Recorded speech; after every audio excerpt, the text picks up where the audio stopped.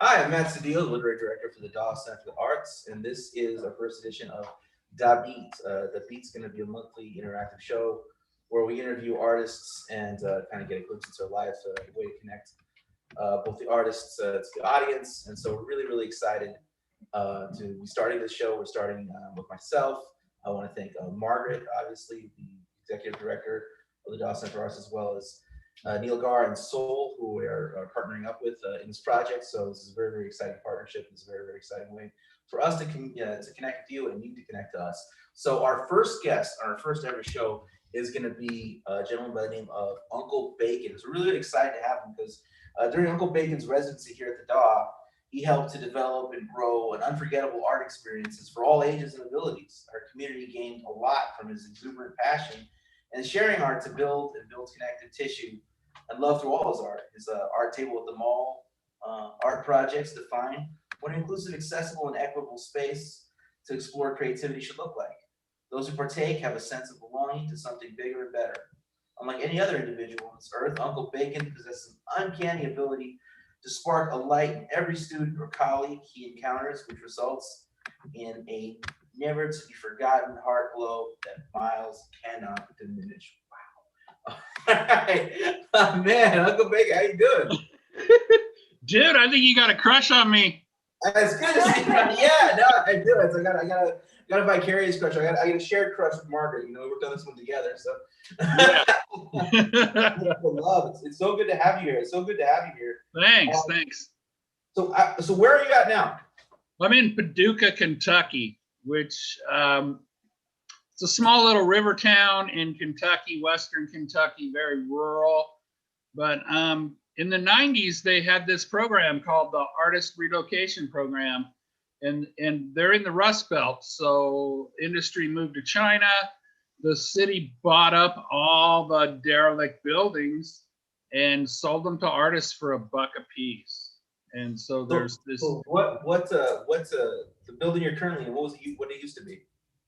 Well, I'm in a 1922 craftsman style house that I bought for $40,000.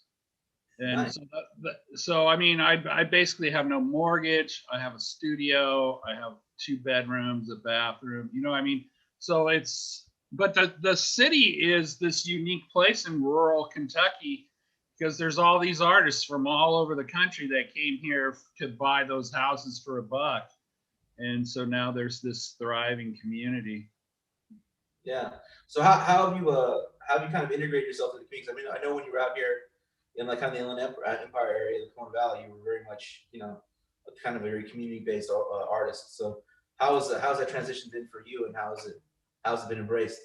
You know, I got a pretty good foothold into it as soon as I got here.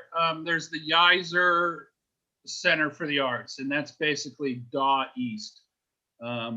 Very community orientated. The director is a fan of Uncle Bacon.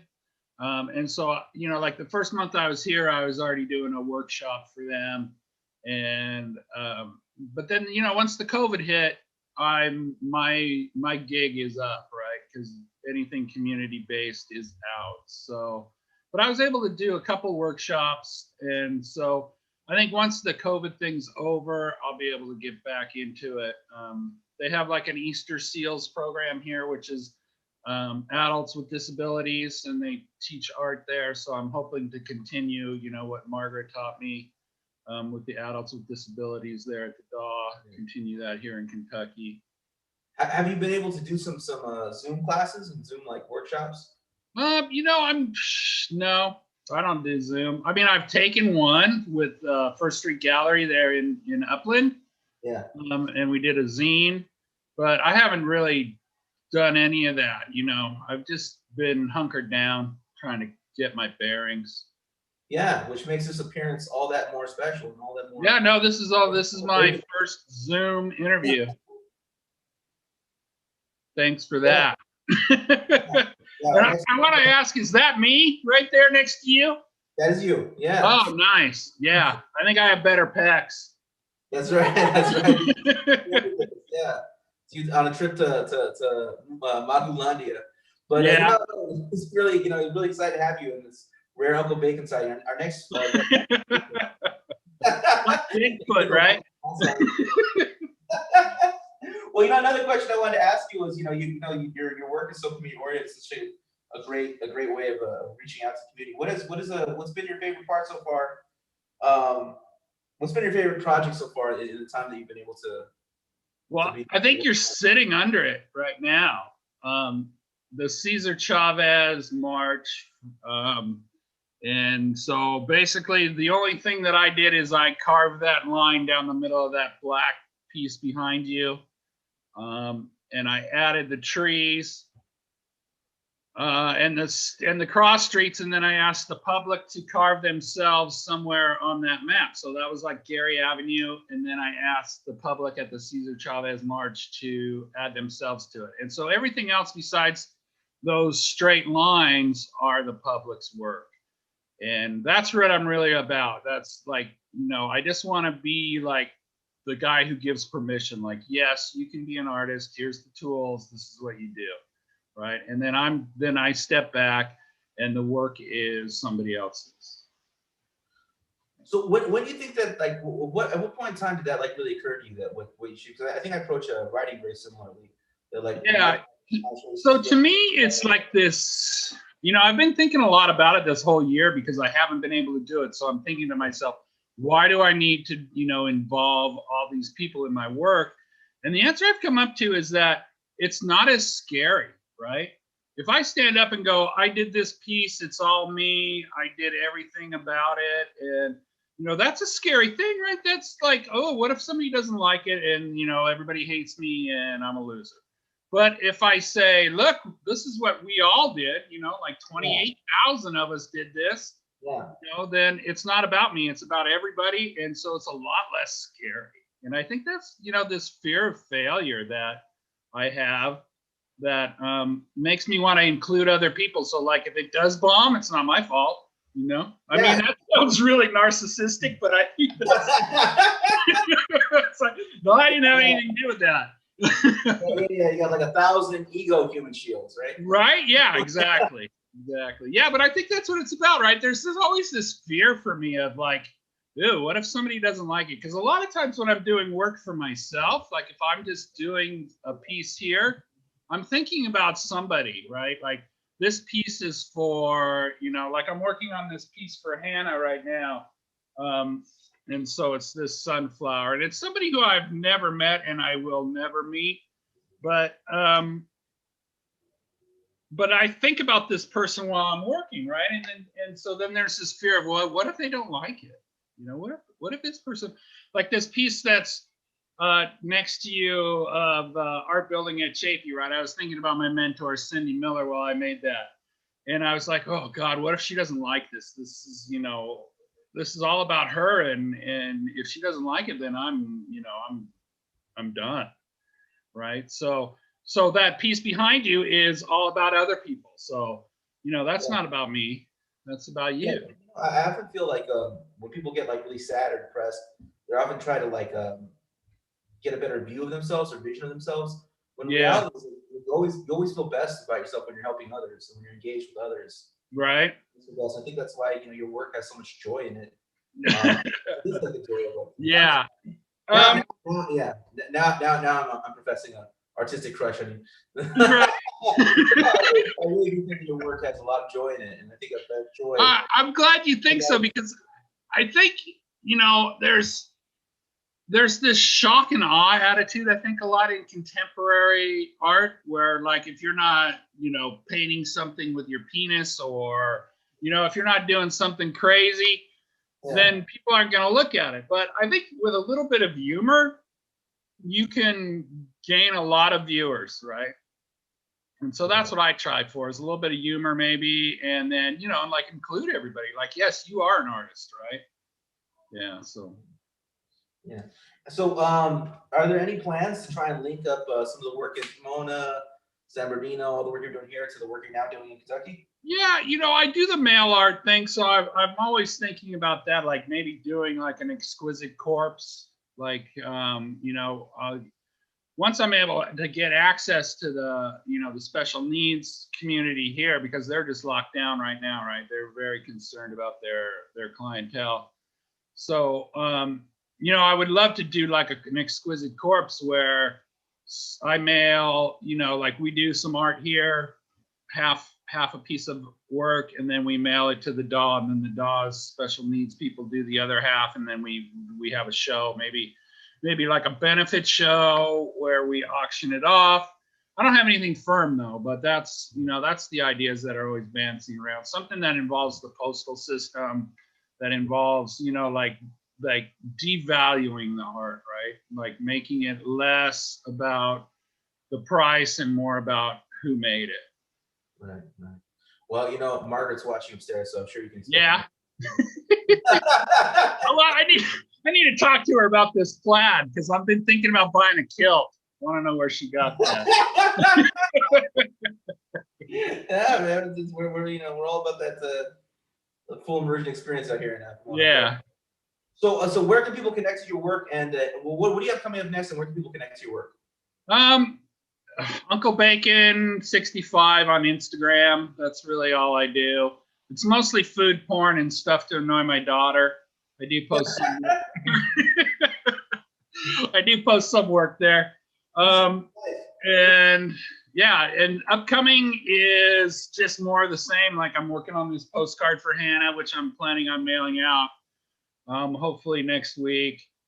Yeah, and so during COVID, I was like trying to mail something out every month. We had the Uncle Bacon activity zine and, like a recipe book for eating the rich. But yeah, so that's just more of the same stuff. And I've been doing some collaborative work with fiber artists that I'd like to show, if I could do that. This is a backpack that a young woman made for me. With some of my prints. I don't know if you can see that. How good you can see? Can you see? It's like invisible man. You like that? Yeah, it's gone. Oh, shoot. All right. Well, anyways, she took my prints and made them into a backpack. So I've been printing on fabric. Oh, let me see that. Oh, there it is. Never mind. All right. Let's see if we can try this. So then another woman took one of my workshops, right? So this was a Valentine's Day workshop. She made some prints on fabric, and then she made me this little notebook. And so Paducah is a big fabric town. They have the quilt museum here. I don't know if you can see, that's the love pig right there. I don't know what's going on. Anyways, but yeah, so big fabric. So I'm planning on doing more fabric, some embroidery stuff, but yeah, just more of the same.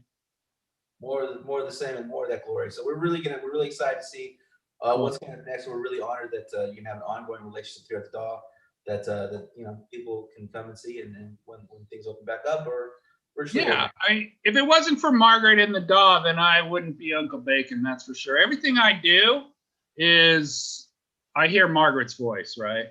I don't know if you know the story of Margaret and I and the origin story, but we used to sit there in the DAW. I would sit where you're sitting, and she would be in her office, and it would just be me and her. There wouldn't be anybody else in the whole place, and she'd be on the phone just trying to get somebody on the phone that would, come in and do something with us, and I'd be trying to do workshops.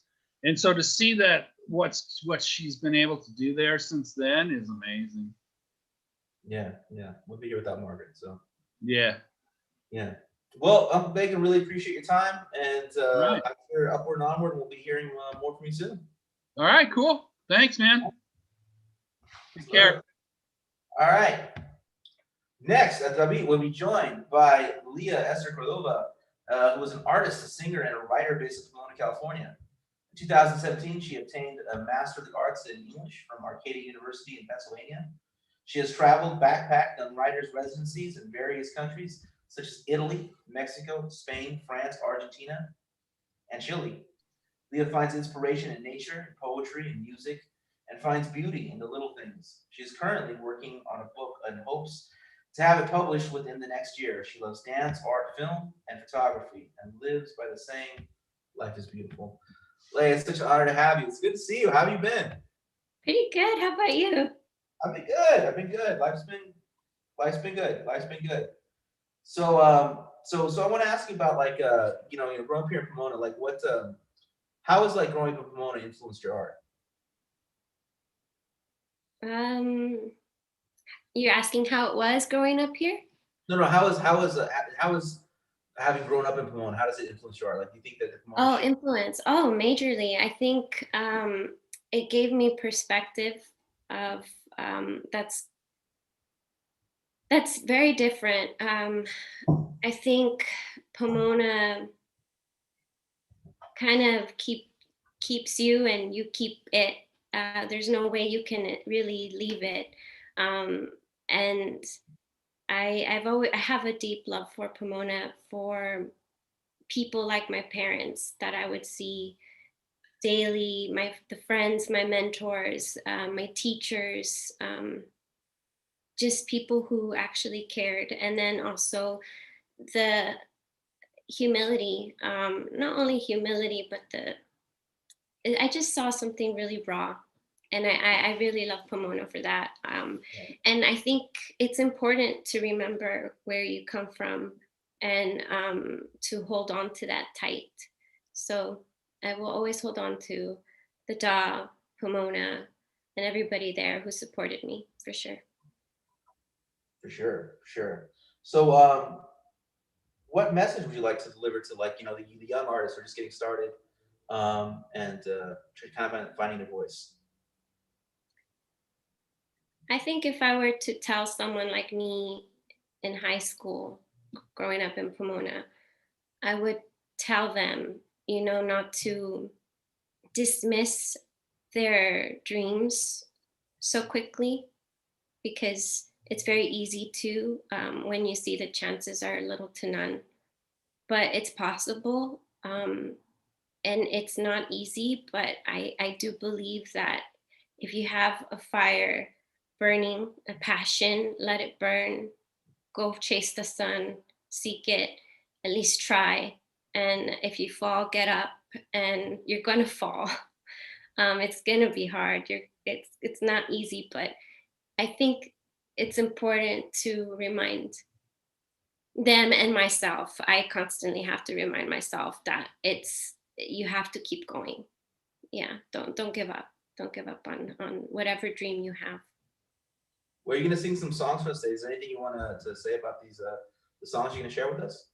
Um, yeah. So one of them, I will sing. I'll do my best to share, is a cover song, and I originally heard it covered by the Animals. I think it's an older song though, because various artists have covered it or done a rendition of it, and it's the House of Rising Sun. Nice. Yeah, it. A lot of it's a classic song, and I chose that one because for some reason I always come back to Pomona, and Margaret knows this. Margaret and the dog knows this very well. You can't leave it. I in my travels I always ended up coming back. I would go and I would miss, or I always felt like I need to come back and give back, or I don't know what it is, but it was kind of my house in the rising sun. So that's what I would like to share. That's it. Yeah.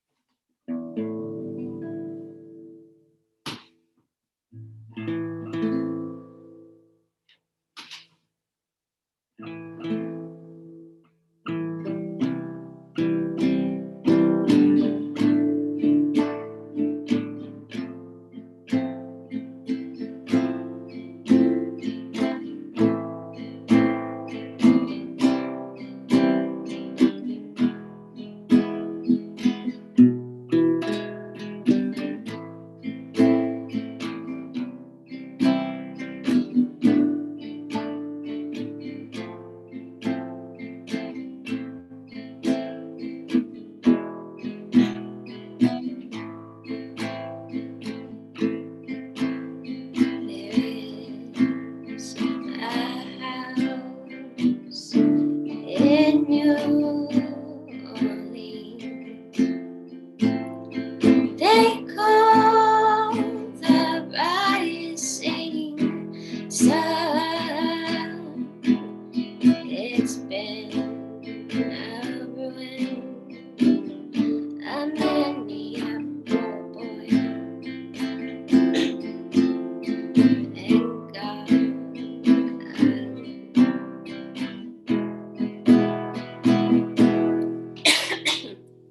stuck on my throat. One second.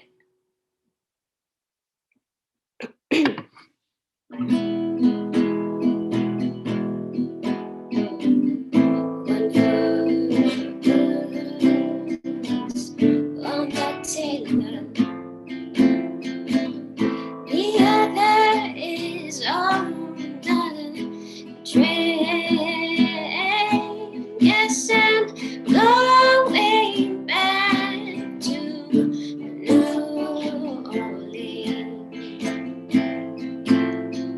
In the house of rising sun.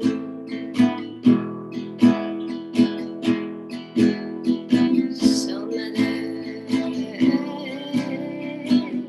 tell your children not to do as I have done.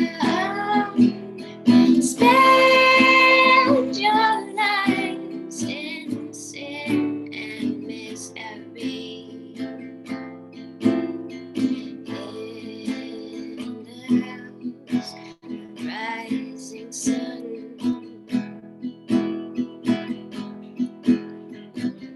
My father,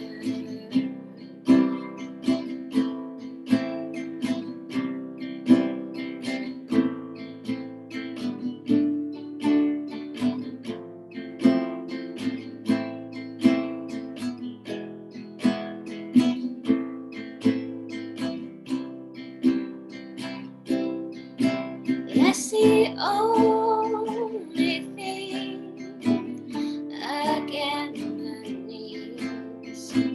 It's a suitcase and a trunk, and the only time he's ever satisfied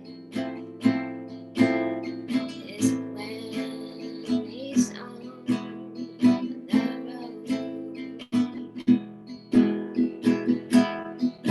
Yes, I'm going back to New Orleans. My time is almost up.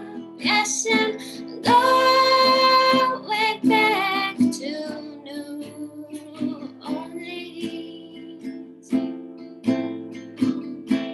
In a house of rising sun.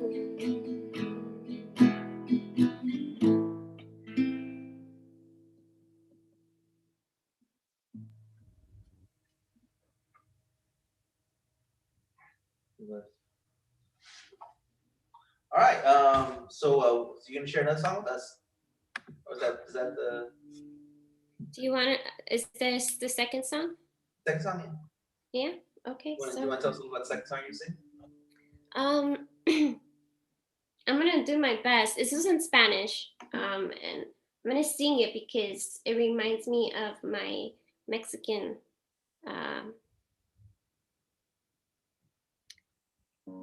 In me, there's my grandma's Mexican, my mother's Mexican, and I think it's very important to remember who you are and where you come from. So this reminds me of my grandmother. It's called La Malagueña Salerosa.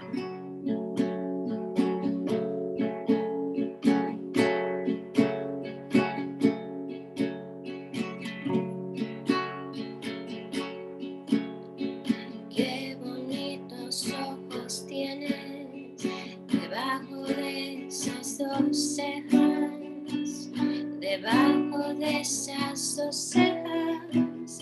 Qué bonitos ojos tienes. Ellos te quieren mirar, pero si tú no los dejas, pero si tú no los dejas, ni siquiera parpadear.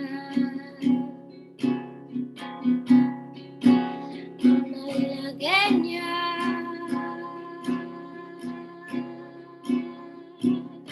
salerosa, besar tus labios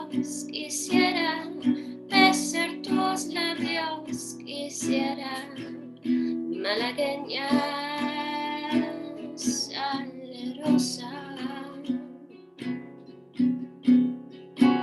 y decir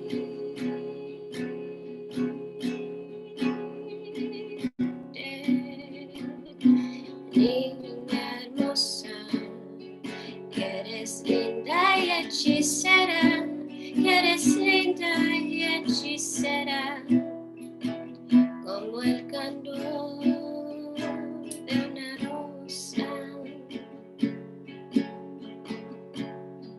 como el candor.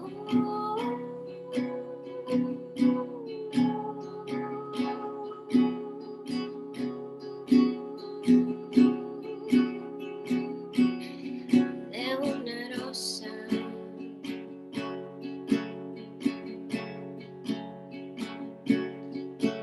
Y decir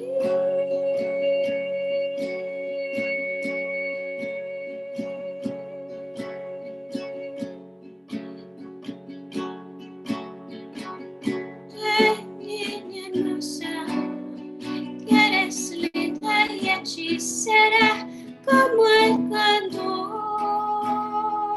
de una rosa.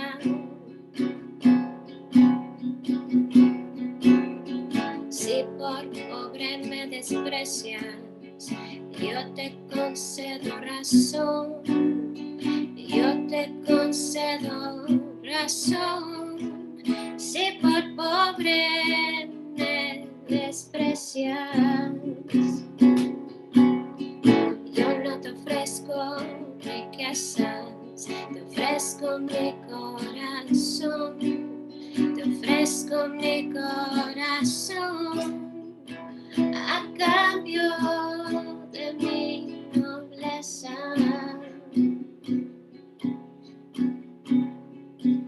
Malagueña,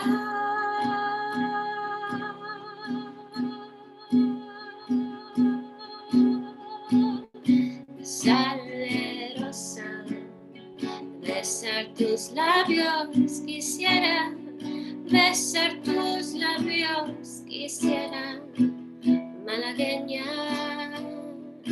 salerosa, y decir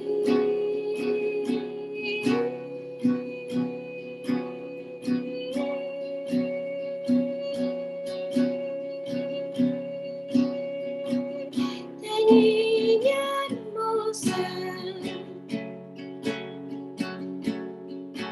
que eres linda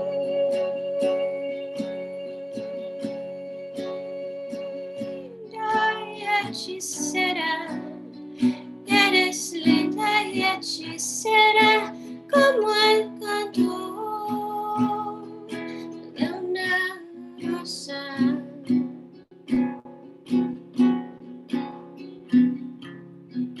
Como el candor.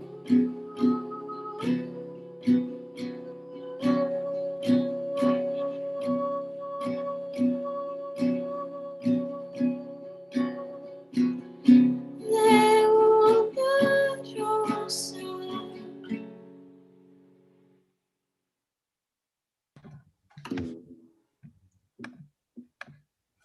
Wow, thank you so much, Leah. That was beautiful. It's beautiful. Thank you. So we're really looking forward to keep working together here at the DAW, and I can't wait to see what the next iteration of your musical journey and your writing journey, where all your artistry takes you. Thank you. I appreciate it, you guys. It means a lot to me to be here. Shout out to everyone on there. Uncle Bacon. It's nice to see you again. And yeah, it's nice to be here. Thank you. Good seeing you, man. All right, up next we have Dennis Kalachi, who is a singer, songwriter, musician, and author, the founder of the independent Giant Shrimper Records, whose hundreds of releases since 1990 inception has influenced untold amount of artists over the ensuing 30 years. Shrimper's roster includes some of 81 recording artists, representing an extremely difficult thing to come by today in the music industry. It's a pure and uncommodified body of work, unfettered by mainstream constraints. Dennis' latest project, The Sound of Two Square Blocks, What Is It and Why, Pomona, has been the unsung linchpin of the musical history of the Inland Empire. Drawing from the easternmost cities of the IE, opening its arms as the home of so many artists and musicians. Dennis is piecing together the hidden history of downtown Pomona music scene. So that's really exciting. Dennis, really, really excited to have you here. Yeah, good to see you, Joe. Yeah. So Dennis, can you tell us a little bit for those who might not know? Can you tell us a little bit about this project you're working on? The 2 square blocks of sound. The title comes from our pal Margaret, who's getting nods all evening for her behind the scenes work and opening doors for years. Mona, there's 2 square blocks where so much music has occurred over the last 40 years. So many different music venues. Getting back to my era, the Pomona Valley Auditorium, which is now a church just south of the Daw. There was, of course, Munchies. There was the Haven, the Tiki Room. You have all sorts of venues that house so many great artists and musicians, and so many musicians from the surrounding areas. They came to be as the door was opened by Pomona. Pomona is one of the places that is not looking at you with disdain if you're an artist or a musician or look different. What have you? There's a vibe there that's always been there in my years of in what's happening and working together in the community. And basically, this project is trying to tie together all the many musicians and scenes and labels that got their start, even if they weren't necessarily Pomona artists, but Pomona was a home for them. Yeah. Can you talk about, you mentioned a couple of venues that are no longer here. I mean, when people think, I think people think of the Pomona music scene, think of like the Glass House, Fox Theater. But like, can you you mentioned a couple places that I'm not, I'm less familiar with. They were like before my time, just after my time, middle of the time. I'm not sure. You said the Tiki Room, or what was that? Sure. A lot of these venues, Second Street, it spanned. That's where the Vault and so many of these venues were, the Haven, etc., even Munchies. And it seems like I first started playing shows there in the late 80s. That place would shut down on Second Street and another one would open up. So there was always this displacement and moving around. And it was a different artist who had a loft or had the business or what have you that curated or let the artists play there. So yeah, the scenes would vary quite a bit as to who would play at different venues, but ultimately, even someplace like the Tiki Room, they'd have some punk rock, but then they'd have some drag shows, different things that would happen there too. Yeah, yeah. That's incredible. You know, it's really important to preserve that oral history of these these times and places of artists that kind of come and go and don't necessarily get as wider recognition as they deserve. And, artists, definitely most important, but oftentimes the venues themselves, we don't really talk about the scenes. We don't talk about like these things that happen. We just kind of tend to fade into obscurity. So I think that this project that you're doing is really, really important, and shedding a light on these things that are kind of the seeds of what is blossoming today. The things that are happening now. The venues, much like the art galleries in Pomona, they open their door and they're welcoming. And these places are churches that are run by artists in and of themselves too. So a lot of this is the passion that we have is not a commodification or is not based on a monetary transaction. What you're doing this evening, what we're doing, it isn't searching for fame and fortune. It's something that we do and we can't stop ourselves from doing to a large extent. Yeah, yeah. So where did you get the idea for this project? Um, there's people in your life that are just wonderful collaborators, and you start bouncing ideas off one another. This has been in the forefront of my mind for years. I thought about where I would be if there was no Pomona. I wouldn't have certainly done what I've done, which is welcoming so many other artists via the label or collaborators.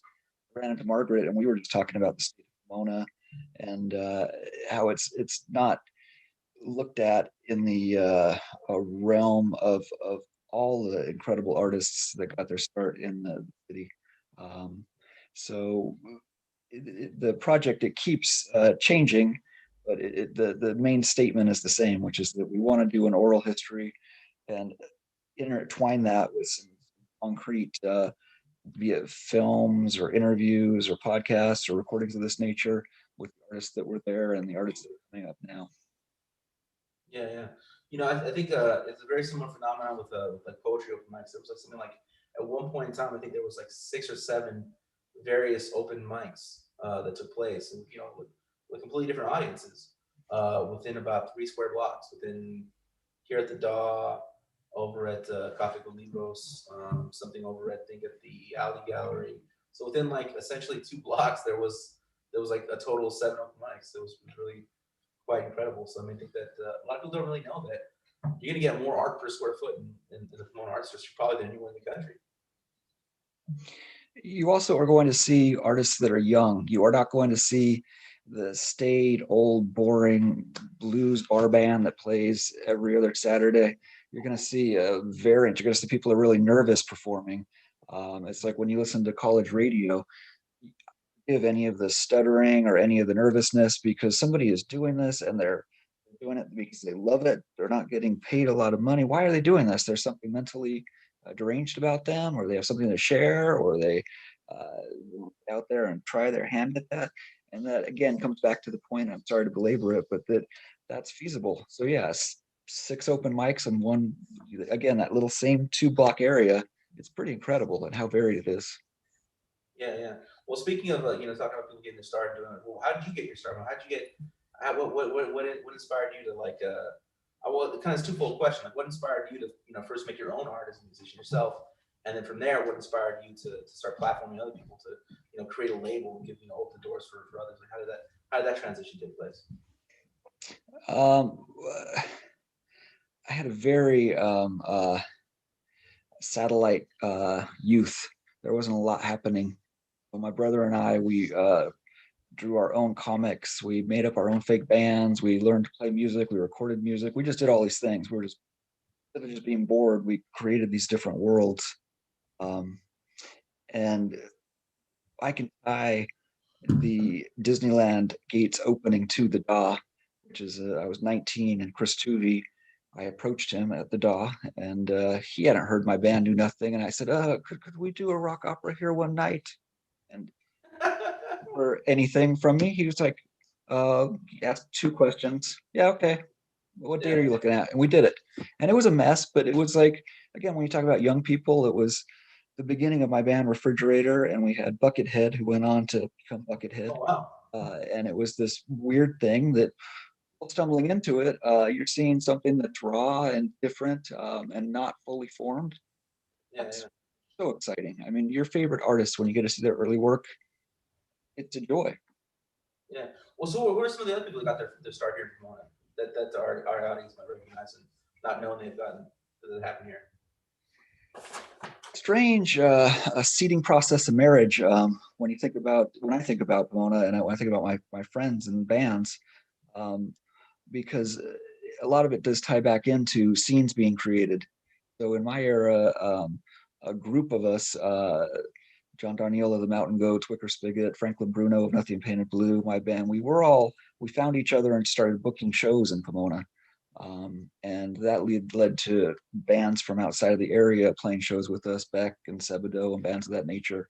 And we were just playing $3, come into the club, we'll split it 50-50 with the venue in Pomona. They were happy selling their Rolling Rocks. We were happy to play. But there's been so many great artists that I'm peers with that I know would not have temerity or had that lift to continue had that birthing scene not been there. Yeah. Wow, it's really, really incredible to think about that. Just how many different things happen within this small square place. So, like, would people want to share their stories, want to be part of this project, want to contribute to the oral history? How do they get a hold of you, or how do they contact the project? Yeah, for the time being, we're looking for anybody that wants to share whatever they may have. We'll be in touch. You can reach us, go to the DAW site, but you can email us at the DAW Center Sounds with an S on the end, dawcentersounds@gmail.com. And certainly, as everybody's getting stabbed and injected, and we're going to move into the real world again, we hope to be where you're at and be interviewing people and recording people and getting stories. But right now, it's laying the groundwork over the next few months as we build this thing up. Yeah. Anything that you're particularly working on? Any projects you got going? Any music projects that you have going that you want? Yeah, but who cares? I can't. Do it in 30 seconds, but do it. I'm working on having a dream tonight about Uncle Bacon backpacks that are invisible. that was wild, wasn't it? It's like I love those things, and I love how tonight typifies the generational and cultural divide, and also the significance of us all working hand in hand and arm together. I loved when Leah. I love when she coughed during her song and picked it right up. Those are the things I love. That to me is the magic, and in having a platform that isn't pre-planned, over-rehearsed. Here you are, you're going in this corner, we're going to record it again. So this happened and we're documenting it, and that's exactly what the DAW Center sounds, and this 2 blocks down what we're looking at doing. Yeah.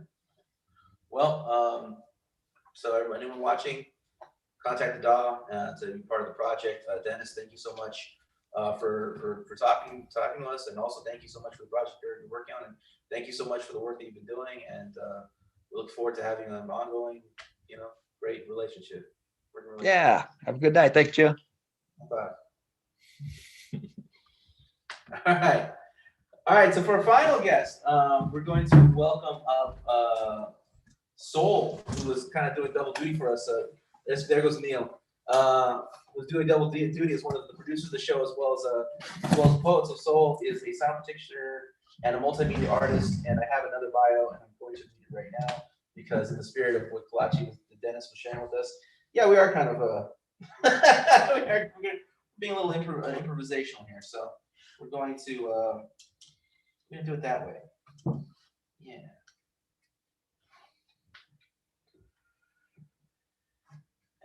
Okay, let's see. One second. I got Spy right here.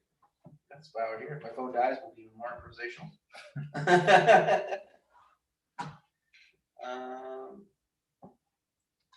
Too many text messages. This is dead.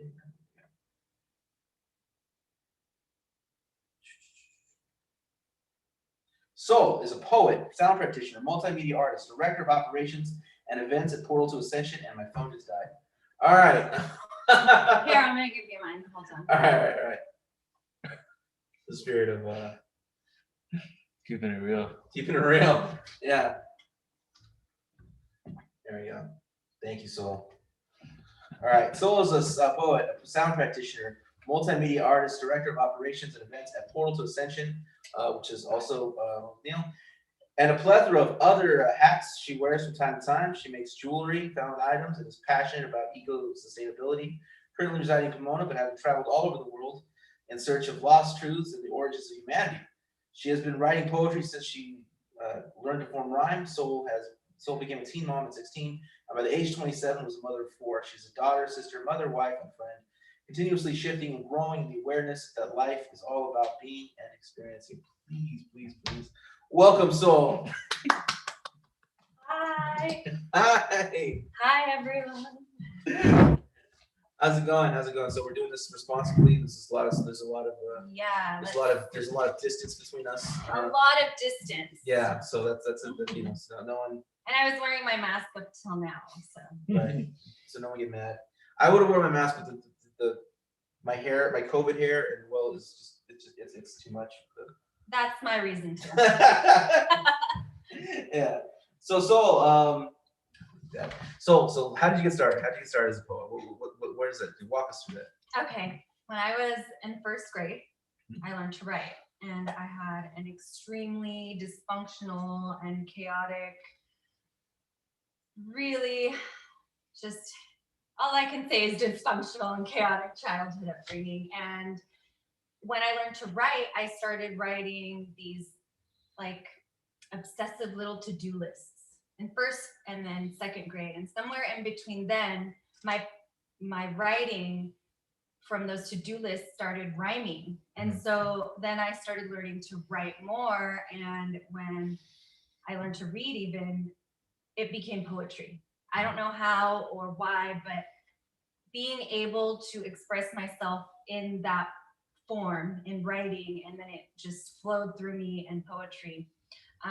It really helped me as a kid get through all of that. And I remember just being like second and third grade kid and just seeing and expressing all this stuff. Like I was writing dramatic love and life poetry when I was that age and just performing it for whoever would listen and secretly like hiding it away and being like, one day someone will like read my poetry and like throwing it out into the wind and things, you know.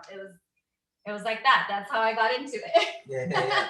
So that's how you started writing. So when That's you started, how did you start connect? When did you first start connecting with like a poetry scene, to like seeing other people do poetry? And Oh my like, God. like community? Not until I was 30.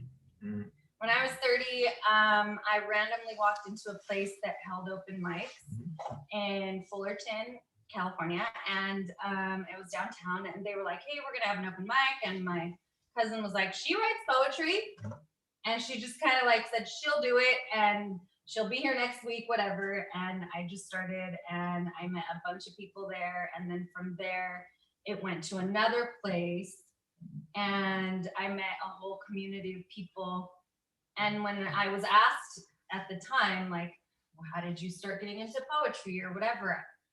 I didn't read other poets or I wasn't into poetry. It just came to me. I don't know.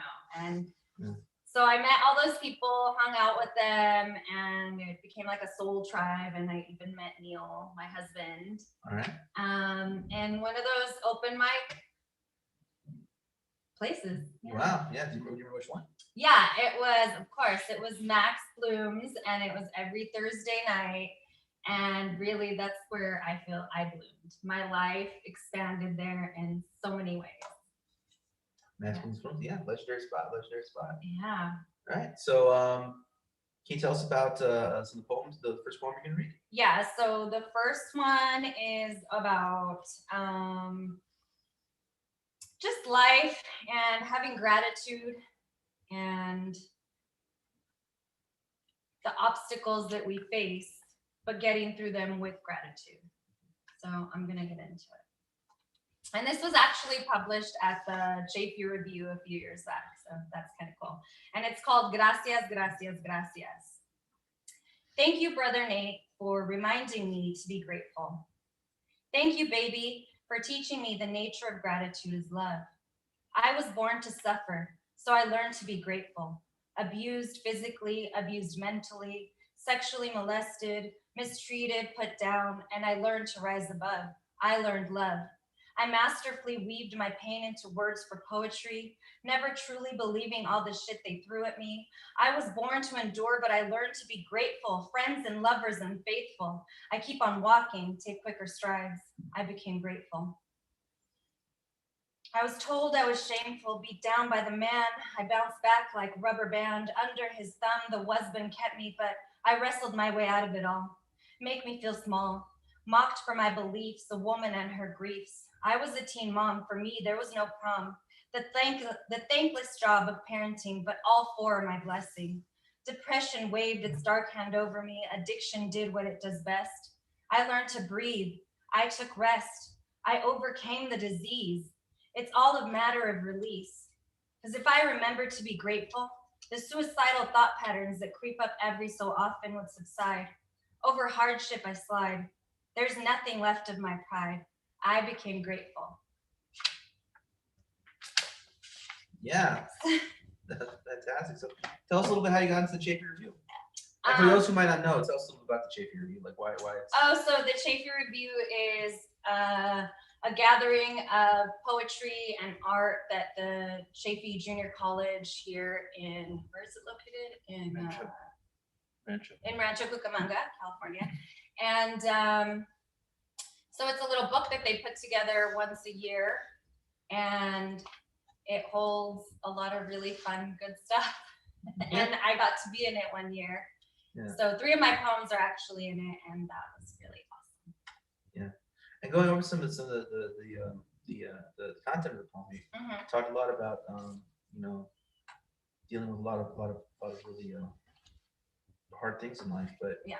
how and getting very depressed, but how like, gratitude was kind of kind of a light at the end of the tunnel there. So can you tell us a little bit about your philosophy on gratitude? I was actually taught to be grateful because by nature I grew up really negative. I was really negative, and my first thought is a negative thought. And my meditation is to switch it.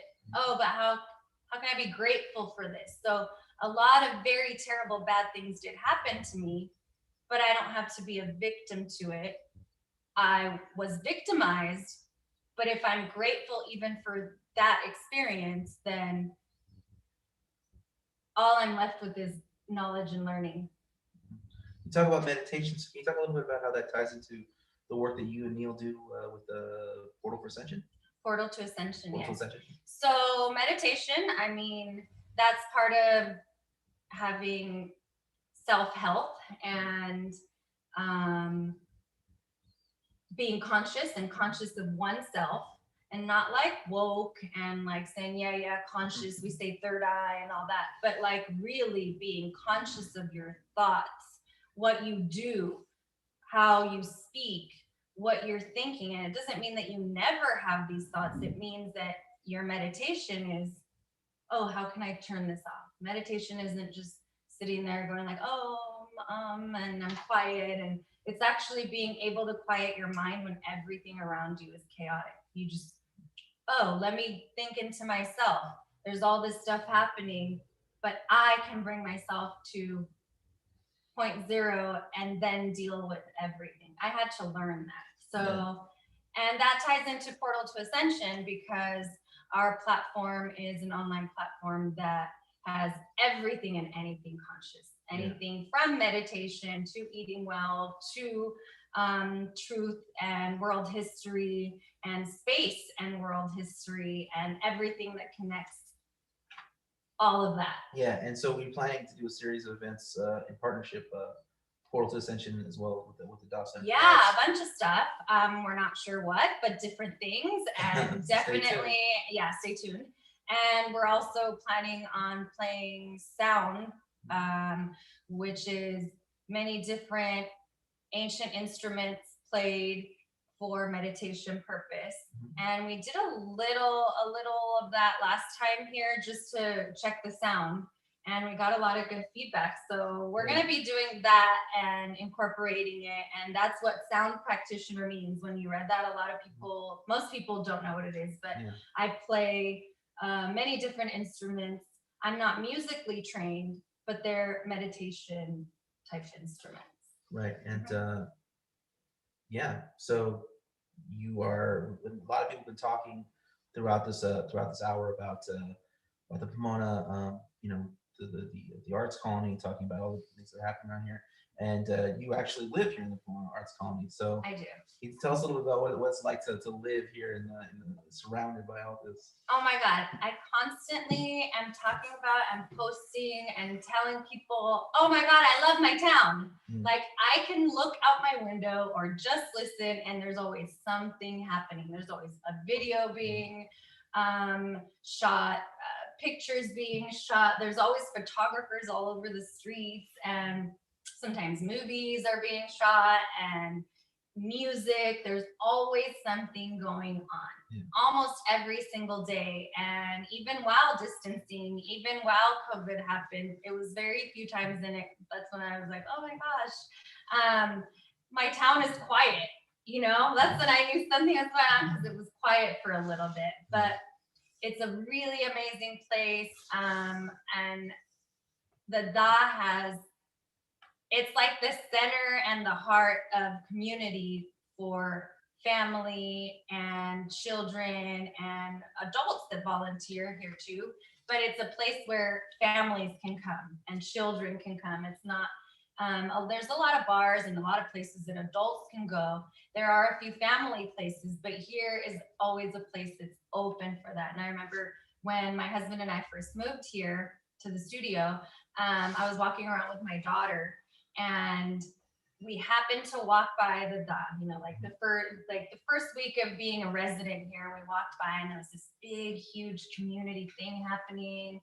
there was like, I think it was an art exhibit, and it was like interactive.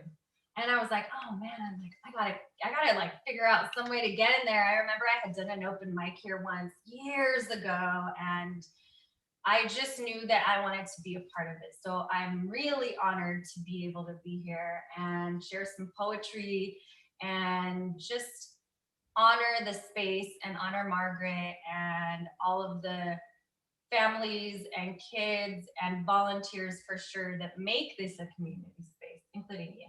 Aw, And Eddie. And Eddie. Yeah, so there are a lot of other people and people whose names I don't know, but thank you for keeping this space going. It's really awesome. And I'm really thankful that I get to be here and do this. Yeah. Well, that's great. Can you share us? Yeah. So the second one is about birth and life and just staying the course. Hour upon hour, you insisted. I wanted to stop, but these scenes can't be manipulated quite so easily. Pain in its primal state, a force undescribable, an ache like no other in time, in world, in space, pure agony, repeated, practiced breaths, tightening and relaxing of jaw and fist, of unspeakables. I want to stop, but you keep onward and forward, relentless even. I succumb to the pushing again and again. Push, push, push. 1, 2, 3, 4, 5. I want to stop. I'm exhausted. And then joy, a heavenly joy. Birth. All right. Well, thank you for sharing that. So I have 2 more. you have 2 more? Yeah. Let's do it. Yes, I was asked to do 2 more, so I will. And for the third one, it's a little heavy, and I'm actually going to read from my phone because I don't want to miss anything. Sometimes I miss some of the words I want to say, and it's very important for me to get this one right. So this third one is about the challenges on the feminine as I've perceived and experienced in my life. In this piece, I touch on how my grandfather was so jealous of my grandmother's piano and her playing that he sold it, and she never played again. I touch a little on my son, who is a gay man, and his experience in an abusive relationship that left our whole family scarred. And a very close friend of mine who was murdered by her jealous baby daddy. And my own trials in life as a female, with the knowing and the power that we can shift anything and we can change anything. And like I said again, we may have been victims and victimized, but we are not victims of our past. And here goes. I know the resounding sound of an unplayed piano, the silence of a once loud woman, the screams that go unheard, misunderstood and twisted, every word she dare let slip from her lips. I know what that queen had to say yet never did. I know what she needed to communicate. For some, there is a too late. I heard my boy cry out to me, fear breaking up his words like thin shards of glass, darting into sound, pain to be felt in the caverns of soul. I was the one who saw her shine. He turned her human incarnation off. She looked crazy, thrashing around, the long lost innocence of a woman who dared dream. Every woman goes silent. I'm starting to notice a pattern in their stories. It takes time, but don't you forget one single regret. For they are the stories that accompany you to the death, the stories that make you silent, porque calladita se ve más bonita. She learned to shut the fuck up, as she was often been told. Because the violence of a man comes in many forms. There are actual wolves in sheep's skin, and I call them kin. Their tongue has even the likes of me been able to seduce. I've lain heavy with the devil, and 60 years later heard the sound of a piano that was never played again. Porque calladita se ve más bonita. She learned to go silent because her cries were not heard.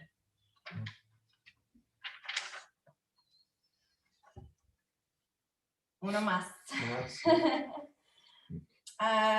This fourth one is about self-love, true self-love, which to me translates to going within, meditating, and noticing the good things so that I can keep them, and noticing the things that I don't like about myself too much, and being able to get rid of them, and having meditation help me in that way.